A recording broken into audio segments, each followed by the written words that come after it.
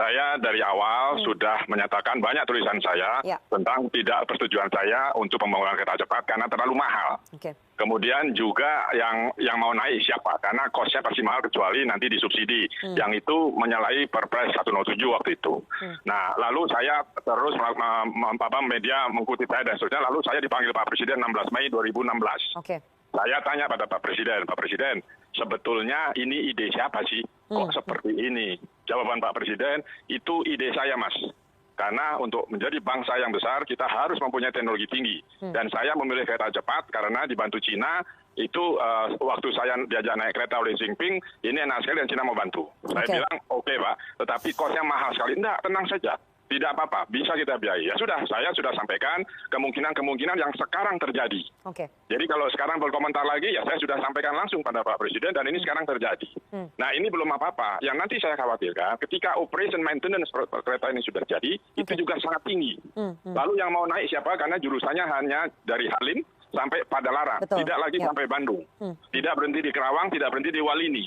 Sehingga pertanyaan saya, kalau kita mau ke Bandung, naik kereta cepat, katakan 40 menit, tapi habis itu turun kereta, lalu sambung apa? Angkot, bus, atau kereta parahyangan, itu merepotkan. Karena orang membawa bagasi, lalu menggendong anak, kan susah. Sehingga pertanyaan saya, siapa yang mau naik? Ketika yang mau naik sedikit, tentu cost untuk operation maintenance-nya naik. Lalu kapan kembalinya itu bisa dihitung, ada hitung-hitungannya. Karena saya punya proposal yang dibuat oleh Jepang dan proposal yang dibuat oleh Cina.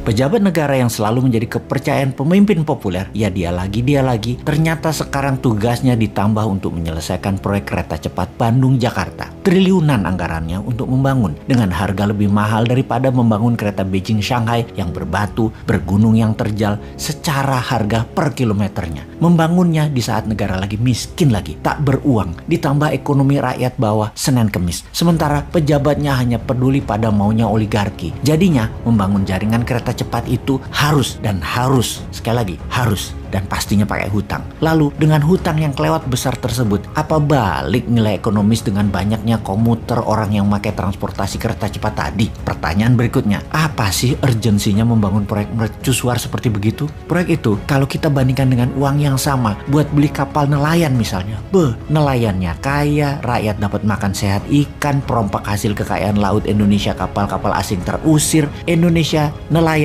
pasti lebih makmur. Kalau uang yang sama dibikin proyek oleochemical, turunannya kelapa sawit, ada lebih 50 produk dasar agar Indonesia tidak impor, dan ini membantu devisa negara. Kalau uang yang sama untuk membangun smelter nikel milik sendiri, tidak ada asingnya, smelter koper, smelter bauksit, smelter ferro, maka industri mineral Indonesia menguasai dunia dan menjadi pahlawan devisa. Hal ini semua yang dinamakan best value of money. Dengan uang yang sama, apa impact yang didapat dan keuntungan mana yang terbesar didapat? Multiplier efek yang ditimbulkan, dan produk tadi harus menjadi efek gentar negara. Kayaknya nggak ada pejabat negara yang menghitung cost accounting berdasarkan best value of money. Lah pejabatnya begitu duduk lupa fungsinya. Yang ingat gimana nanti kalau pensiun anak cucuku harus makmur. Jadi proyek apa saja yang penting cepat dan tidak pakai produk dalam negeri. Kalau produk dalam negeri, PPATK bisa cek arus uangnya. Kalau dari luar negeri nggak bisa. Jadi ya mainnya di luar supaya cuannya nggak kelihatan. Berapa yang buat proyek, berapa yang ditilep. Oke deh, begini kita coba ajarin cara bisnis, dagang, dan bernegara dalam satu penjelasan sekaligus. Nomor 1, spek material harus 100% produk lokal karena hal yang statis sekali lagi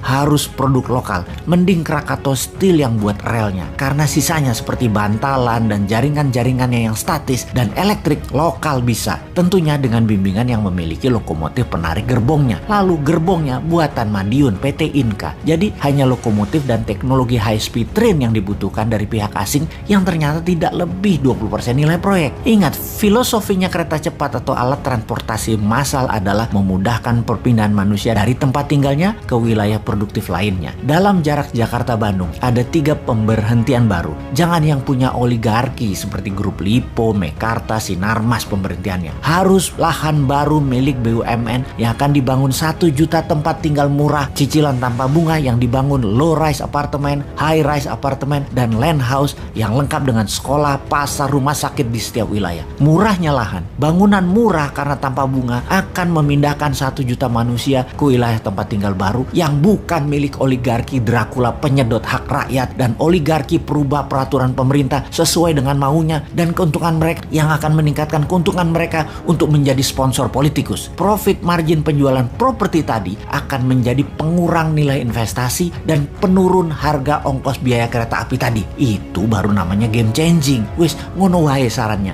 Semoga didengar oleh orang yang peduli di atas sana kalau masih punya tempat di pikirannya untuk memikirkan rakyat dengan ilmu lain.